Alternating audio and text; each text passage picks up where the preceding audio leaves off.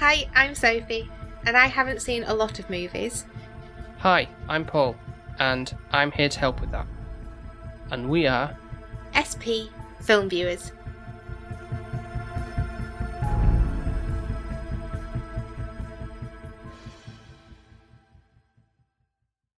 last film of the spooky season this year. Woo!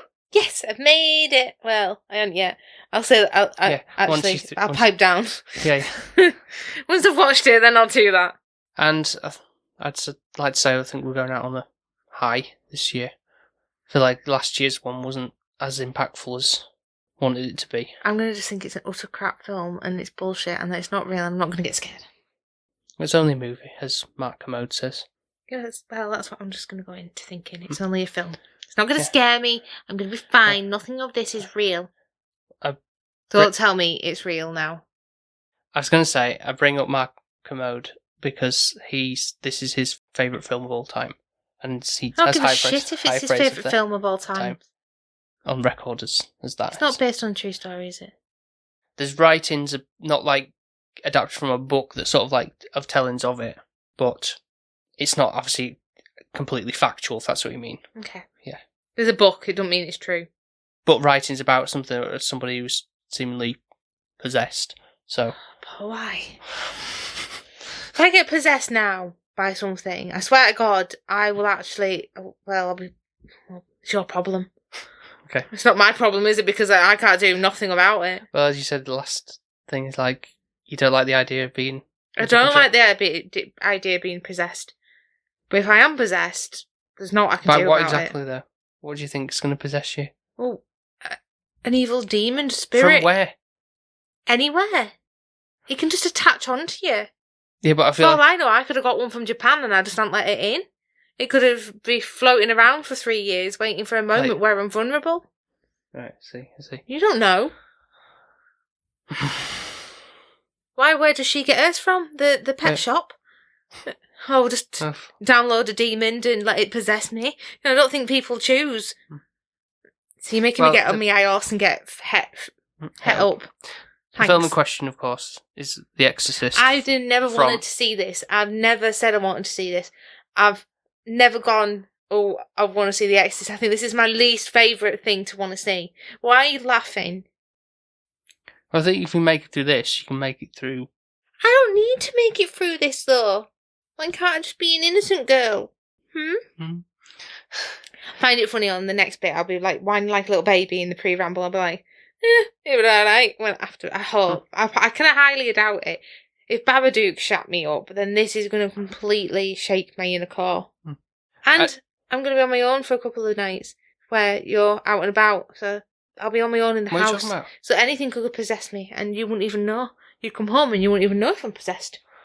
Well, yes, I would if you started talking in a deep voice and... Does she talk in a deep voice? I'm not saying any more on that.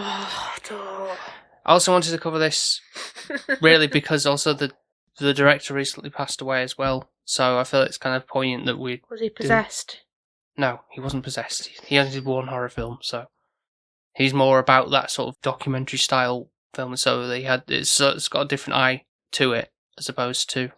like a typical like horror director, let's just do, I think I know what people like. Is the film? It's another 1973 film, so we did Wicker Man, so like almost like bookending it both with two films that are from 1973, just happy accident or coincidence rather, that's... Or something supernatural. Well, that's what the universe wants you to think. Maybe. So supernatural elements going on there, do you think? Yeah. Oh, other thing. Do you want to see... I don't want to see it at all. Do I have a choice? You have two choices. You have to see the theatrical cut or the one I don't think I've seen, which is the director's cut. Which one's the shortest? Well, the theatrical, obviously, but the director's cut has a bit more of a background of the characters, don't you know? You kind of more... you think you want more information, don't you? Fine. Which is it? We're going director's cut so that we're both sort of going something new? Okay, fine. Even though it's longer and I'm hating myself right now. I'll just whine like a bitch if it doesn't give me what I need. So, but then it might be like, it was too long and it dragged. How long is the director's cut? If it's more than 2 hours. It's more than 2 hours, I think. What? Either way, it's 2 hours and a bit. So. What? Why? Normally scary films are only an hour and a half. It's the only good thing about spooky season. Yeah, but this is the thing about The Shining. That's longer than 2 hours. True. So the very brief synopsis, IMDb reads: when a young girl is possessed by a mysterious entity, her mother seeks the help of 2 Catholic priests to save her life. Why is it always a girl? I don't see boys getting possessed, do you? Or getting run after by an axe or a chainsaw. Saying the genre is sexist. I think so. Well, I can think of a film where there's boys possessed, so. It's always a girl. I think you're sick and twisted, you know. Why? Because you'll get some kind of kick of my misery, and I don't think that's a marriage. Well, just going with the mentality, it's only a movie. Well, you just go into the mentality that if I can't sleep, you won't sleep. And if I need the toilet and somebody needs to come upstairs with me, that person will be you. And you can't moan like a little baby and say, I don't want it. You have to do it. Okay. Because you made me watch it, so it's all your fault. So you have to do whatever I say after the fact. Well, it's because we're watching it in the daytime, isn't it? Yes. Yeah. It's like I'm making you do a midnight screen of it and then going straight to bed. It won't be happening. There's no point. Yeah. I won't speak to you next time, basically. Because I won't be here. One of us won't be. Or you be possessed. Either I'm going to be possessed, or I'm going to kill you because I hated it so much. It's one or the other. I see. Well, it's on record then, isn't it? That you've admitted to preemptive killing. Yeah. I could kill you while I'm possessed, and either one could be here, to be fair. But no, we'll see what happens. We'll see what happens. What do you think? When we come back from watching The Exorcist.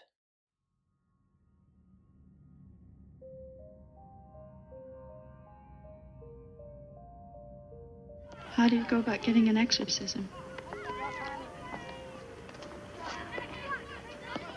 I beg your pardon? If a person's, possessed by a demon or something, how do they get an exorcism? Well, the first thing, I'd have to get him into a time machine and get him back to the 16th century. I didn't get you. Well, it just doesn't happen anymore, Miss McNeil. Oh, yes, since when? Well, since we learned about mental illness, paranoia, schizophrenia, all those things they taught me at Harvard.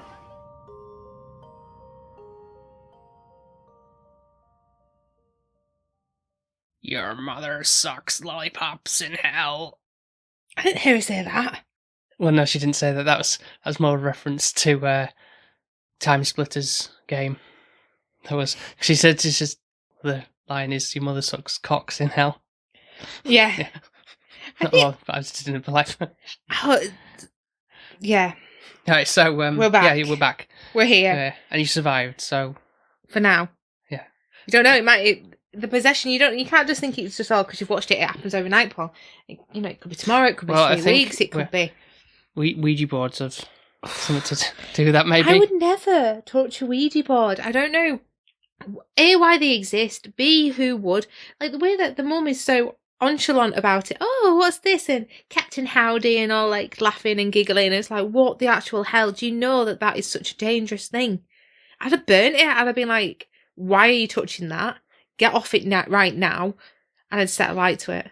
But I think in other films that's probably a bad thing to do, like releasing the spirits and then the vengeance anyway, so I don't know. Well, it'd be locked in a cupboard and don't use it then is the wording. Mm-hmm. Or chuck it in the bin. Yeah, take it to skip. Yeah. It's like Jumanji. It's the same thing. Kind of. Well, yeah. not as bad, obviously, because Jumanji is a kid's film and it's a nicer watch. But to an extent, yeah. Yeah, it's still all because of a Ouija board. This is my only gripe with this film. I'm sorry, we're just going to dive in. Yeah, what's the intention?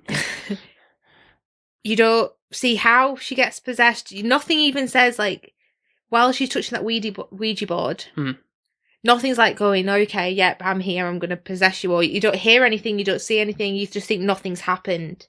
I think that's what the film's going for, because, it's like they're going through all the, sort of like, the doctors all running all the scientific tests, like thinking, right, oh, well, my child's acting up. What's the cause? Is it like teenage angst type of thing? I guess. Or just acting out.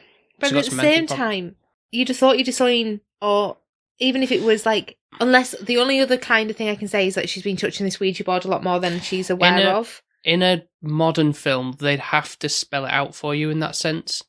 Yeah. Like, you have to physically see somebody, oh, let's play a game, and then you'd see the thing going, and then she'd be like, oh, I feel all right at the moment, and then think nothing of it, and then as time goes on, you see.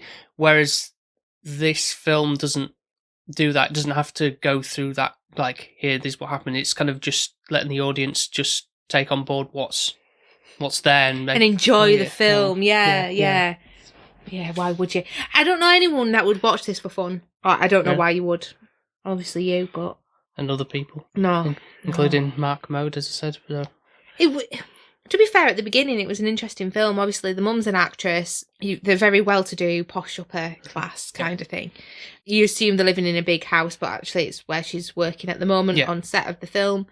The little girl, she's as perfect as can be, probably A-star student, is just, epitomises the perfect daughter and wants horse riding lessons. Like the American dream, she's perfect and they've got this perfect life. And I guess that's a good way of kind of showing you can have everything you want, but still not everything is perfect and bad things can happen to them. Just not monetary issues, I guess, because that's, well, it could do if they spent it all, but you know what I mean. Yeah, because I can imagine like having to go through all those tests, especially in the States where you have to pay every single time you're going through all that. It's like, it must cost a fortune. And one of the scary parts of this is not just obviously Reagan turning into the demon.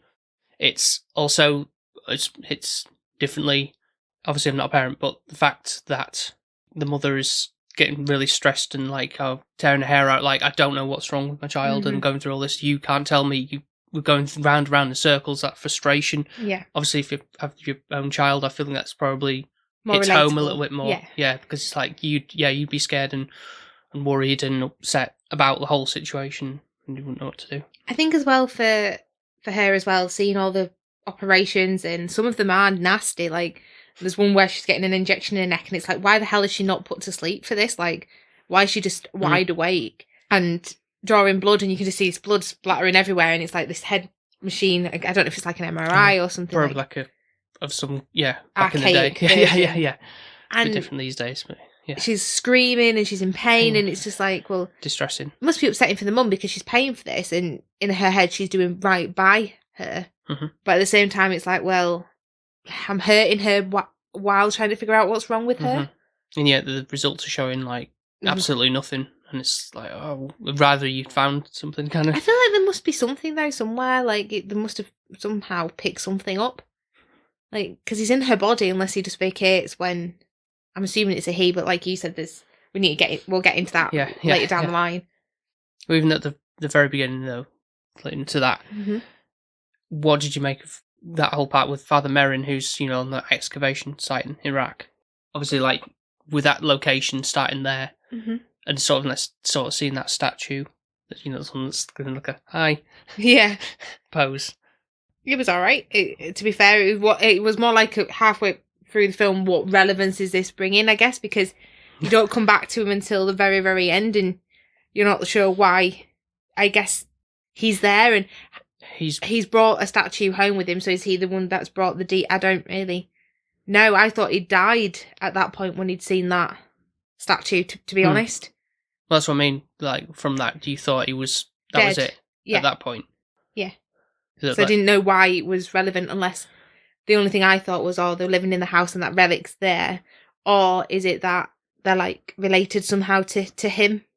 And it's a couple of years, like, generations have gone by or something. But yeah, none of that. No, so I think it's more just how that he's kind of knows of this entity. And so he's brought into, because he knows sort of the past of it all, what's to do with, kind of leaves it. I feel like it's their fault, to be fair, because they're digging it up and they shouldn't be. It's like The Shining. It's like building on something that, just whatever it is, just leave it alone.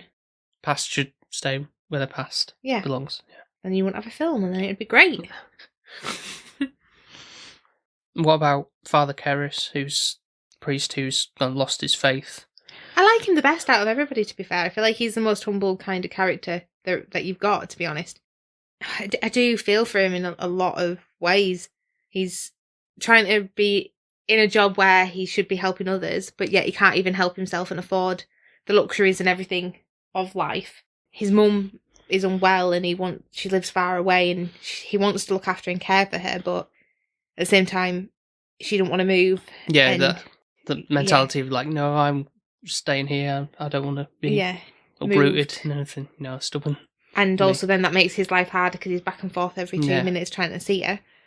I don't truly know what happens when she gets like put in an asylum home. Like, well, I think that's kind of like a deterioration point, isn't it? Because like just all hope's lost really, and it's even in hospitals it's pretty distressing anyway. But in somewhere like that, it's just is that next because they level. couldn't afford the hospital? Yeah, or? Well, that's what the uncle said. It's like, oh, where am I supposed to with what money? Where am I supposed to put her? That's awful. To that point. And so, what I noticed this time as well, like the fact that when Father Karras was in that room and he was approaching his mother and all the other like inmates, which I would call them, were like crowding around him, and one of them like takes away his priest collar and bites it.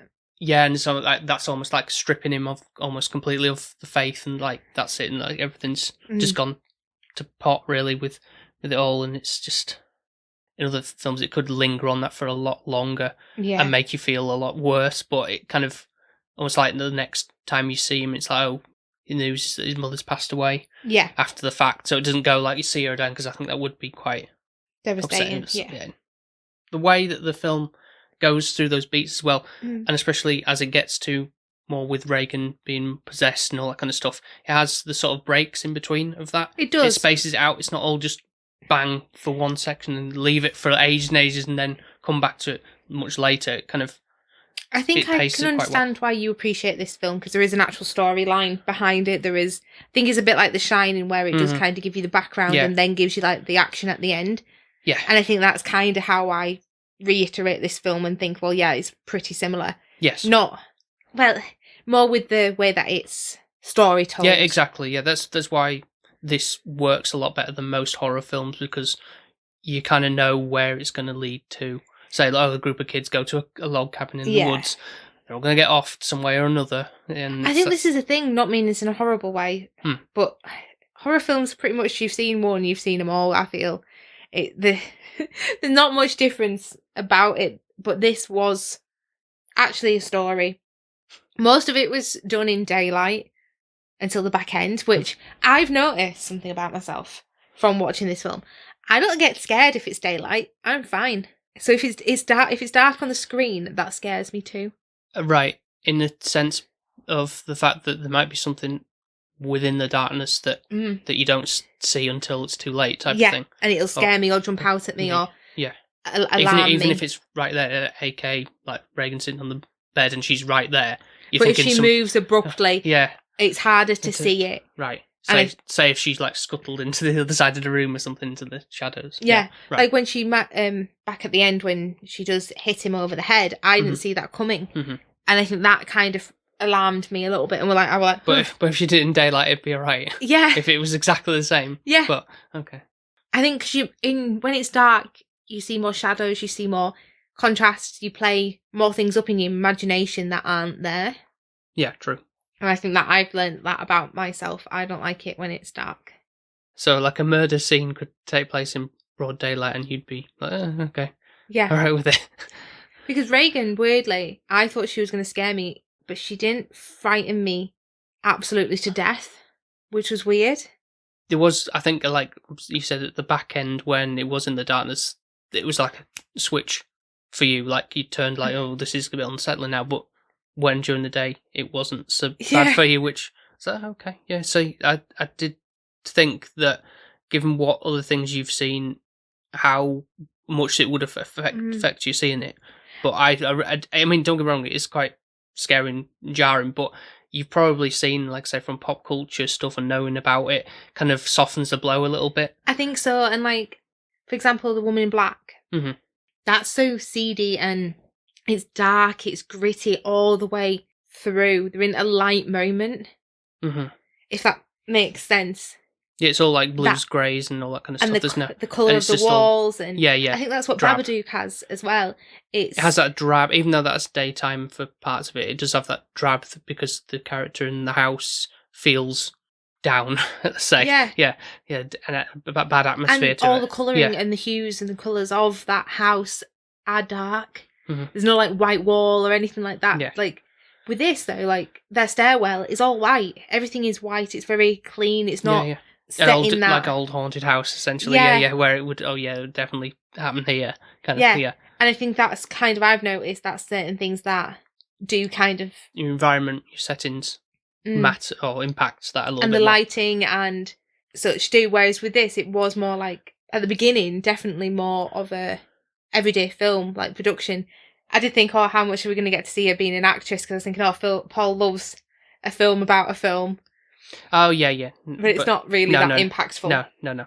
It's just more like setting the scene as to where they are and the fact that they're away from home. Mm-hmm. So again, it's to play into the fact of Will is friggin' upset because she's not living in LA with her friends and all that kind of stuff. So and mum and dad have split up. And dad's not there for her birthday. Calling to remember her birthday. Yeah. No, there has been scarier films that have. Well, would you say, like, going back to the last film we watched, Ghost Watch, do you find that scarier because it's more like, let's say, like closer to home, and it felt more real than what The Exorcist is? Because obviously it's a film that looks like a film, that makes sense. I think so, actually. The Exorcist for me, not saying that possession is unrealistic, but I just think it's the way it was portrayed. Mm-hmm. It's a bit, makes you feel a bit uneasy, but it is a bit unbelievable at the same time to frighten you that much. Don't get me wrong, when she was in the dark and she was talking like a man and all of that, yeah, I was scared. But I think with Ghost Watch, you've got that, I don't know, because the girl was talking and it was out of the blue and you didn't expect it. Yeah. It was more frightening in Ghost Watch than it was in The Exorcist. Right. Because at the end you were getting used to Reagan sounding like that. Yeah. Don't get me wrong though, when she was like looking all scarred and like her eyes were green and throat was bulging and all that, and then she looks like she's in pain. And then she turns her neck all the way around and what did you make of that when it did the kind of? I just think it was a doll. That was all I could think. Yeah, there was. One of the good things about this film that everything was all practical effects, no CGI or anything like that utilised. So that, yeah, you're right in saying that was a doll that was literally just for that shot, just to do a quick, slow, but then like a jolt at the end for that, and then it does happen again in daylight when she's with the cross doing that and all that kind of stuff. That is grim. That is. Yeah. That's just. It's quite shocking. And especially because she's such a young girl as well, she's just hitting like her teenage years. Yeah. And it's for her to be effing and jeffing, you're a bit like, oh, and the cross and going to that and shoving her mother's face in there and which is a bit distressing. Yeah, it is. But it just makes you feel more uncomfortable than it does like scare you. To be a fly on the wall when this was actually aired in like the States and stuff, because people were saying like they couldn't, like they were like fainting, throwing up at certain scenes from this. Oh, well, I've fared well then. Yeah, to see see those pure genuine reactions first time viewing it when it hit the cinemas and all that stuff. It didn't even come out here, I don't think, for absolutely ages. Like banned in the UK. Really? I think for me, I don't want to really upset you with this because I think you wanted me to be more scared than I was, and I don't know if you were a bit disappointed by the end. Because I think I've been more startled by other things that you didn't anticipate. Mm-hmm. But I guess everyone gets scared, and what I thought I was scared of, I don't know, but maybe it's because developing in your tolerance of things a little bit more. Maybe it's because, like you're saying, with pop culture, I did know she ran down the stairs and she was with the spider thing and was like blood out of her mouth and everything, and I knew her head swivels round and all of that, and the vomit and all that. Yeah. So I was, because like Sarah told you that one story when I did vomit. Oh yeah.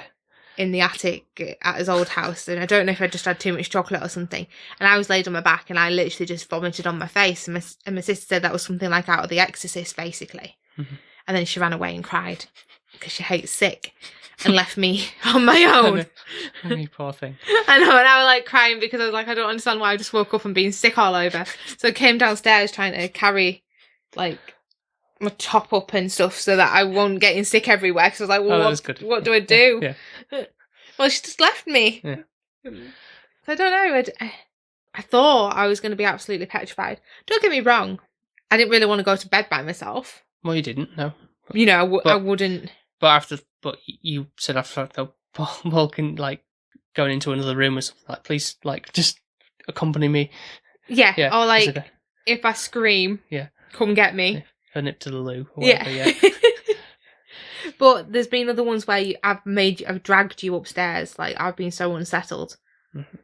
And I think it's because actually the presence of the spirit or the demon or whatever is possessing it isn't that present. It is, but it isn't. And I think are you meaning because you're not actually seeing it right next to her type of thing? Yeah. Even though it's taking over her body and obviously the green eyes and all that kind of stuff has distorted her appearance. I think mine's the scariness of it happening. Once she's been possessed, I'm not that scared, I guess.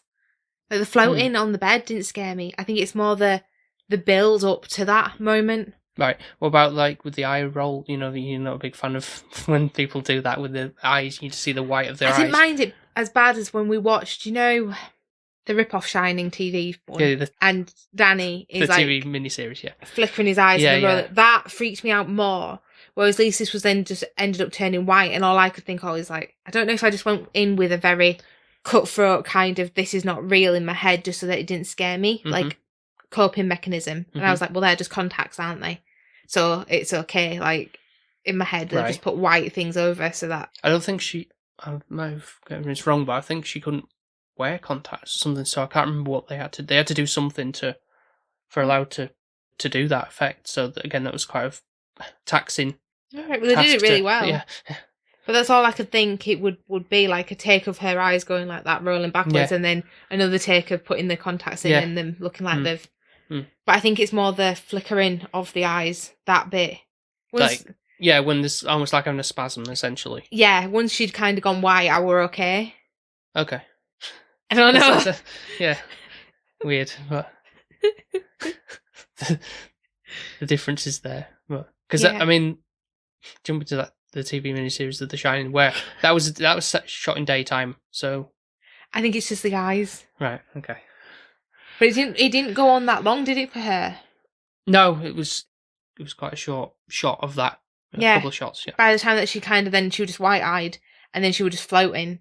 Yeah, and then obviously the first instance when she's writhing around on the bed, it's like, make it stop. That's scary. Like, out of control with the body. Mm-hmm. But the bed shaking stuff doesn't bother I did wonder, though, how they'd done it, to be honest. Oh, I say practical stuff. No, but, when she's on the bed, off the bed makes sense. Like, there was a shot where, it looked like somebody was moving the bed. But then while they were on the bed, moving the bed, it's like, unless there's some, mechanical thing. Rig or something, yeah, there probably will have been. When the chest of drawers or the chair moves when Sharon, I think it's the babysitter or the carer, comes out and, trying to rush into the room and the door, slams shut. Mm. Those are all, wires that someone's pulling it along to it's make good that timing effect. Though, thinking, how far am I this going to take and how much force to do it and all that. Yeah, so all very well.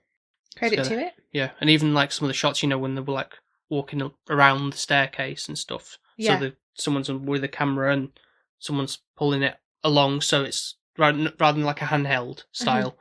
So it's on a dolly essentially to move it along, but pulling the cameraman backwards so they can get the shot, all that stuff. Wow. So a lot of thought gone into it. Yeah. I think the scene that I kind of think did make me laugh a little bit, and I shouldn't really say that, Halloween and made me laugh in the same sentence, but was when the mum was having this posh party. Yeah. And it's all famous people and it's glitz and glam and everything, and Regan's upstairs and she's been sedated or something basically. And she comes down, eventually it's worn off. Yeah. And she's come downstairs. She's in her pyjamas and she's just looking at them and they're all singing along, the happy clappy at the piano and everything. And then she just kind of says, you're going to die or something? Or your neck? Or you're going to die up there. And then she just pees herself in front of everybody. And I was just I'm sorry, but I thought it was quite funny. Right. And I think it was just because she's such an upper class person and it's such a losing face and, all of that yeah, kind like, of. Oh, I'm terribly sorry type of thing that this Yeah. is. And she'll be It's absolutely embarrassing. mortified about it because it's Yeah. like literally her daughter's that old enough to hold her own bladder and she's just pissed in front of everybody. But Yeah, sort of like desecrating the whole scene. yeah, That's going on. There's probably some like message in there for that. probably. Yeah. So they do kind of like in Ghostwatch say, oh well, it's because of a trauma, it's a pathologic state of mind. Like she could pretend that she's being possessed by something and that's how she thinks she Perceives it, yeah. And being like her inner self or something like that. Just acting out. Yeah, pretty much. But obviously, for her to have such a drastic shift in personality, like if that was our child, I definitely would consider this being something that would be possible. But one of the things I noticed this time around as well, like when Father Karras was in the room with her, one of the instances, and doing what he says is holy water, but it's actually tap water, and yet she's still going like writhing around like, no, it burns type of thing. So again, it's that sort of mentality of belief of what you think. Yeah. That is, if you want to think it's holy water, then just because he said it, then. But then is that what the demon is, or is that the girl itself? Well, I think it's the demons that are tricking that into that belief, which. Is he doing that though to make Reagan think that the priest is thinking Reagan's lying?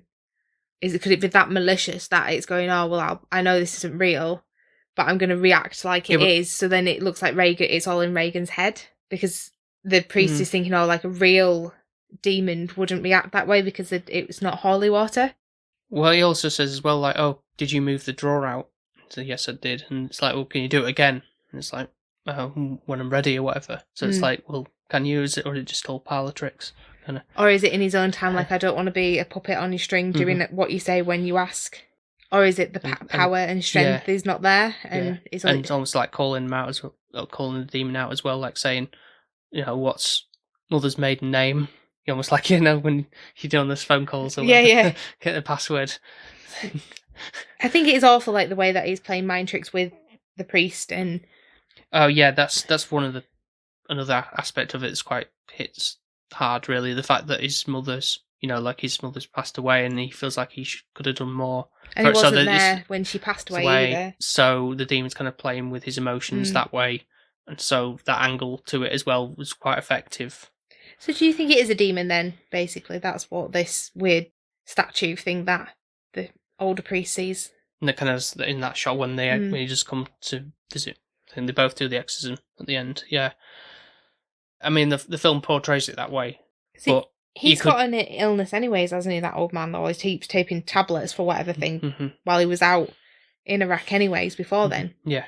He said, oh, well, he was going to die anyway, so it's no shock when Father Karras comes back and is like, oh, well, he's on the floor. Don't worry about it.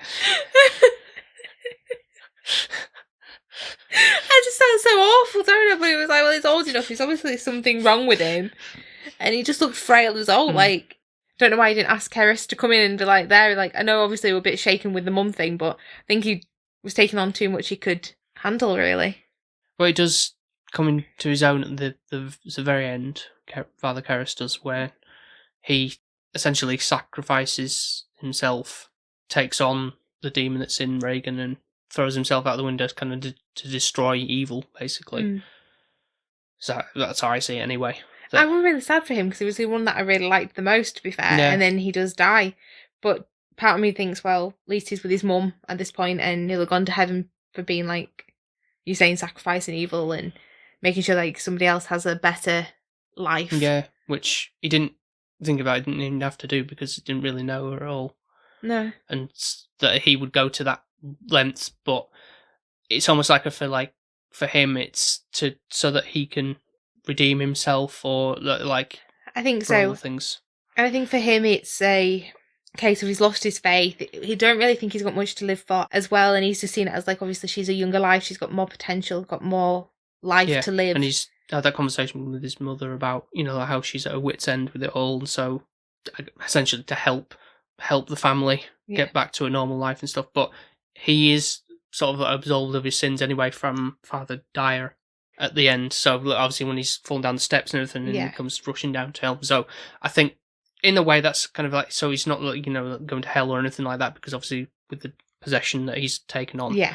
that the other father has now cleansed him of Of his sins, essentially, so that So it's where all... does the spirit or the demon after that go? Well, what I don't know, happens? because there is sequels after the fact, but... Have you seen him? No.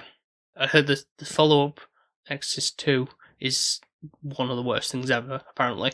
And whereas the true sequel, but I think it's probably like one of those things where it's like a cult classic, I suppose, but that's supposed to be better, which is kind of, jumps to the third one for that to be the case, but rather than this... But I haven't seen either of those, and I know there's a new one just come out in cinemas called Exorcist Believer or something, but that's supposed to be a trilogy, but I've not heard good things about that at all, so... Oh, right. So I think it's, you can't beat the greats, I suppose, as most things go, yeah. I just don't really understand how they can remake so many versions. Is it just the demon is going to different people? Is that the logic behind it? I don't know whether it's the same one, or... Because obviously there is multiple voices coming from Reagan, so... Yeah, true. Who is it exactly? I know... Now, after sound, I don't think it specifically says the name of the demon, but I've heard the name Pazuzu being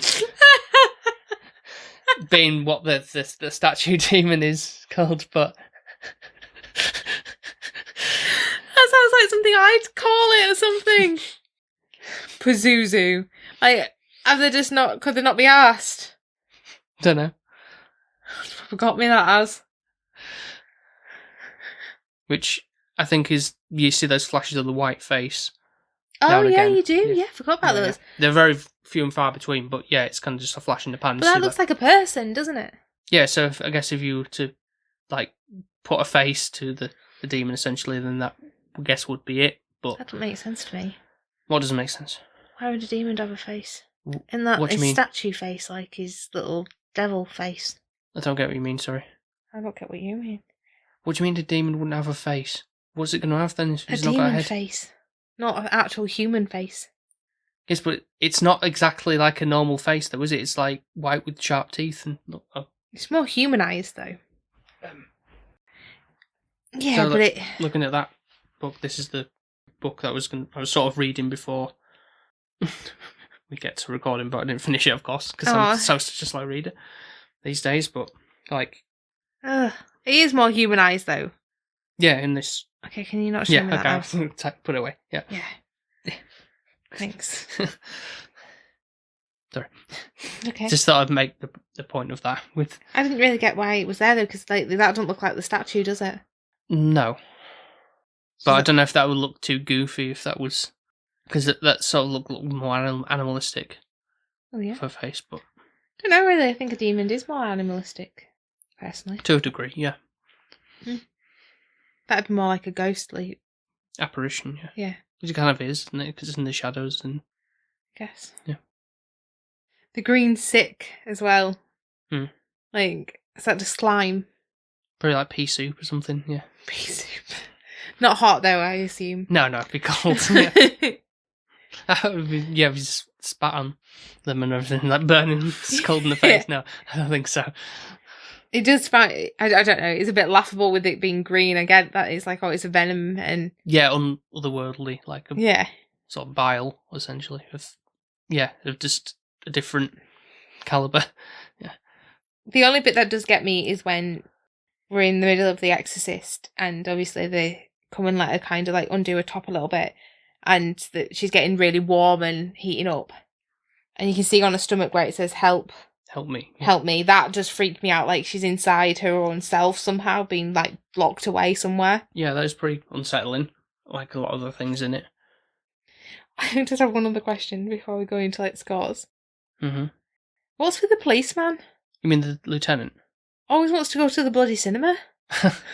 Like at the very end, I think that was, like I say, for this being the director's cut, I think there was this was like one of the things that was added in, I think, sort of like more of like a light-hearted ending, I suppose. Like forget about the whole thing kind of thing. But he also does it with Keris. Yeah. Yeah. I don't know, I think it's something the writer from the novel wanted to have in. So with watching the editor's cut, what Director's cut. Obviously with you seeing the theatrical one, what much difference is there, if any? Well, I say that ending scene was one of them. I think the mentioning of the "you want to go to the cinemas with me" part.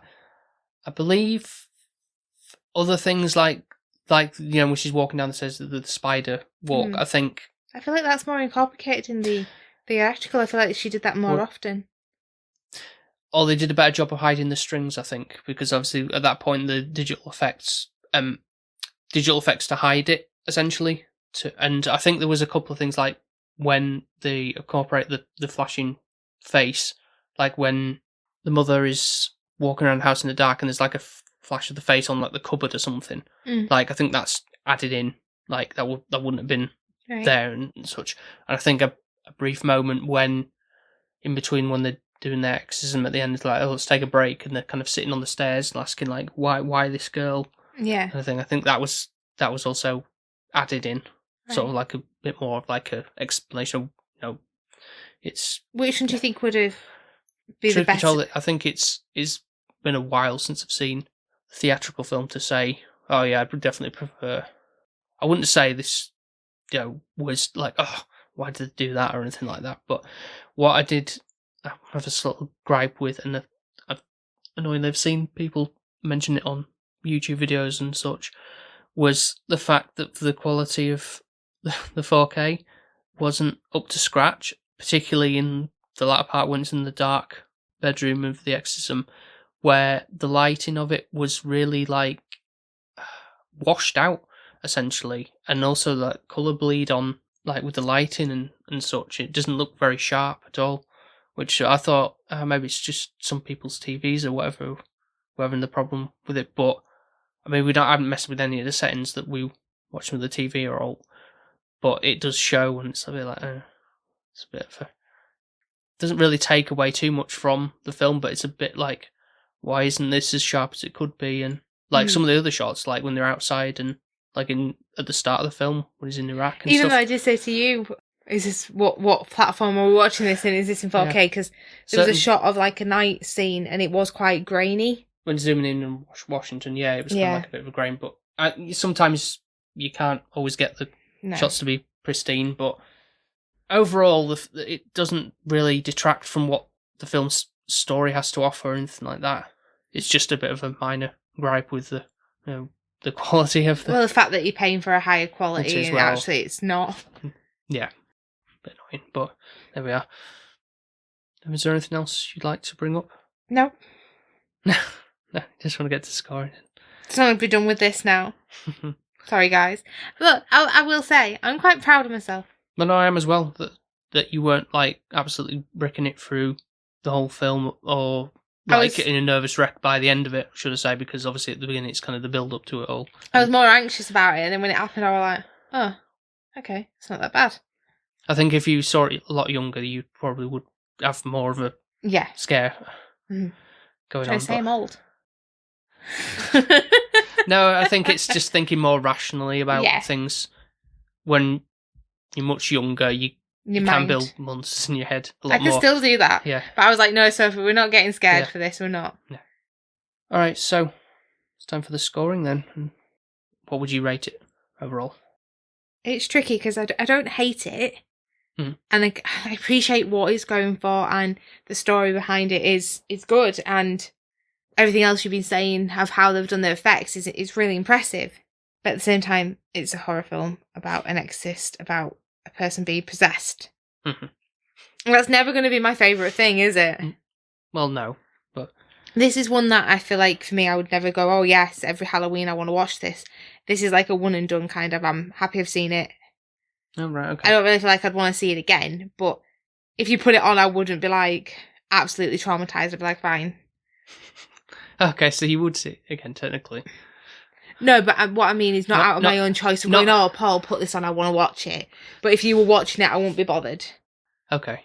If that makes sense. Here's a question. Would you be bothered if, say, I've put, no, I'm going to put The Wicker Man on? Would you be like, no, I don't want to be in the same room as you watching it? Or would you just be like, I'll just do something else? I'd just do something else. So would you do that with this?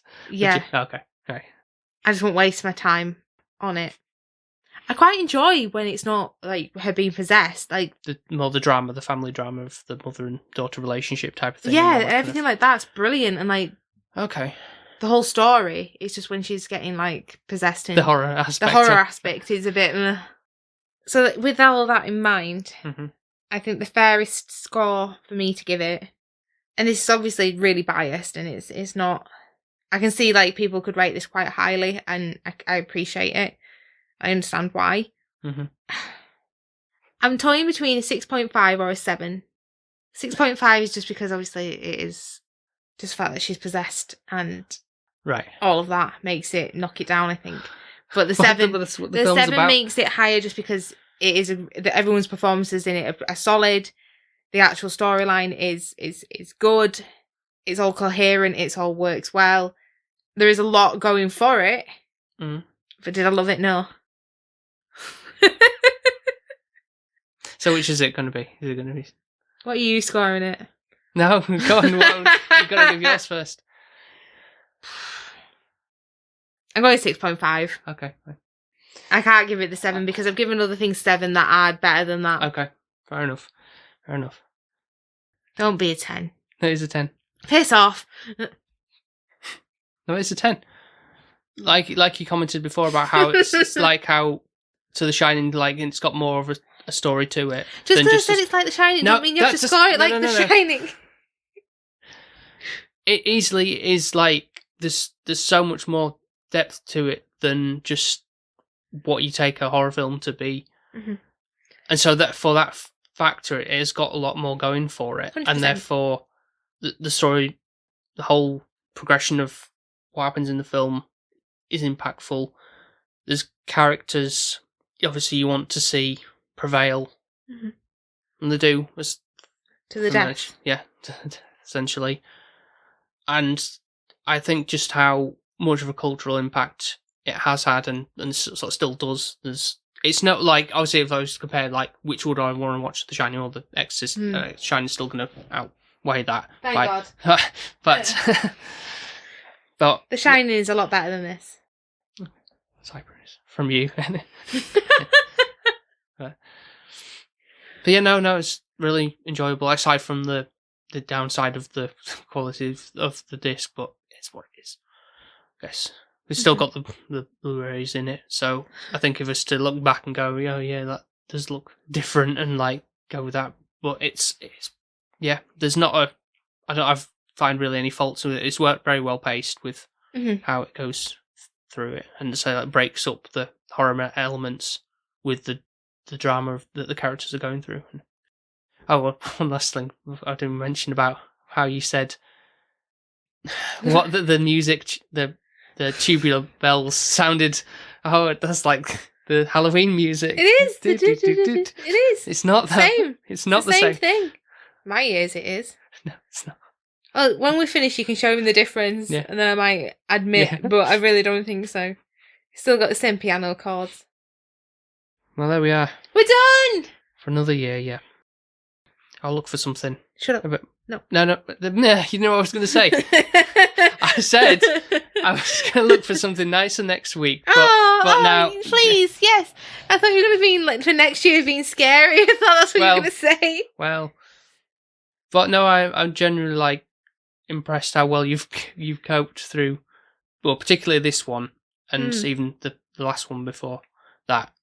The other ones, obviously, like how you took them was going to be different anyway, but I like House. I would watch that every year. Yeah, I'd be happy with that. Okay, that's all right then. Yeah, so there you go. There's another holiday favourite we've got, like we do for Christmas ones. House is definitely okay. That's fine. I'm all right with that. Okay.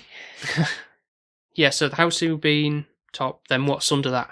Ghostwatch. Then Exorcist. Then the Wicker Man. Bottom of the pile.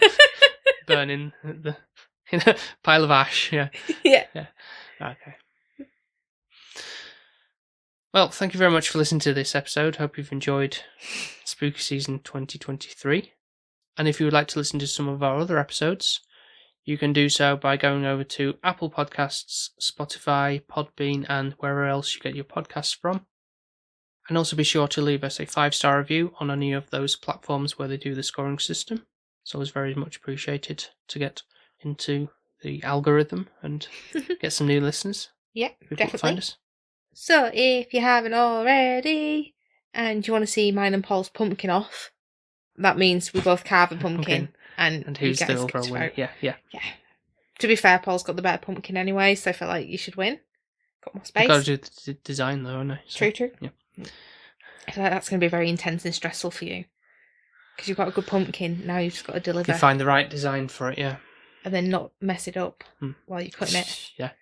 So, if you want to find all that content and all that good stuff, then you can find us on TikTok, Instagram, Threads, and Twitter under the handle SP_filmviewers. And lastly, we'd like to thank the Patreons once again for their support and voting for Ghostwatch last episode. Yep. So, the Patreons are my mum. We've got our friend Gren, who's under the handle CGrenDraw on Instagram. We've got friend Alex, who is at Desperately Seeking Username on Instagram, and his soon-to-be wife Shani, who is at SDOG on Instagram. We've also got the wonderful Emma. So she's on Instagram if you want to find her under the handle M_Hayton. And then Jonesy, our friend. Oh, he'll love this episode. I feel like he might be surprised actually, be impressed with me, I think. So, because he's like an absolute horror lover. Yeah, I think Emma might be impressed because I remember she said she was shit scared of this, so. I'm not smug, I won't lie. So you can find Jonesy under the handle Weight Loss Jonesy on Instagram.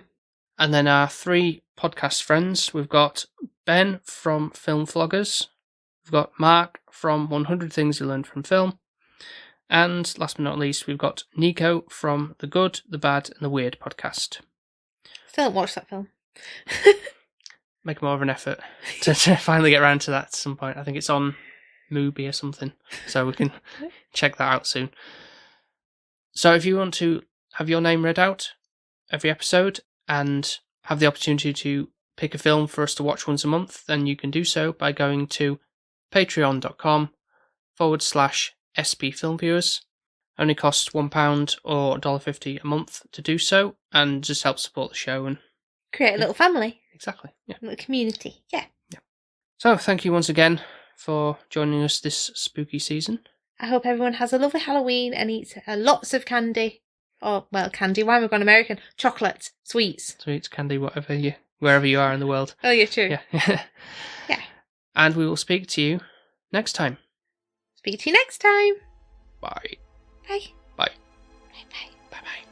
Ooh. Bye-bye.